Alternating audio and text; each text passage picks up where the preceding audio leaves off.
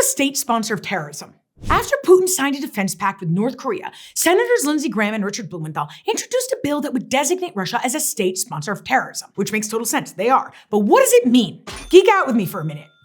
State sponsors of terrorism repeatedly provide support for acts of international terrorism, and there are currently 4 of them: Cuba, Iran, North Korea, and Syria. Cuba's a weird one, but that's for another video. It's a designation made by the Secretary of State, and when a country is sanctioned as a state sponsor of terrorism, it prohibits any U.S. foreign aid to them, bans defense exports and sales, and imposes sanctions on certain items that could support their military, among other restrictions. Now, our Russia sanctions already cover that, but this bill would add more. It would impose secondary sanctions on countries that are, quote, engaged in any exchange with Russia, which is vague, but is basically a message to China and India. It would expand the list of prohibited dual-use items that could be exported to Russia. Dual-use means equipment, parts, or technology that could be used for military purposes. And perhaps most critically, Russia would lose most of its sovereign immunity here, which means it would open Russia up to lawsuits from victims of state-sponsored terrorism. So for example, certain Ukrainians and former or current political prisoners like Brittany Griner and Devin Gershkovich, and the families of the victims who died on the Malaysia air flight that Russia downed, they could sue Russia in courts here and get compensation from Russia's frozen assets. So that set of sanctions would be stronger than what you currently have.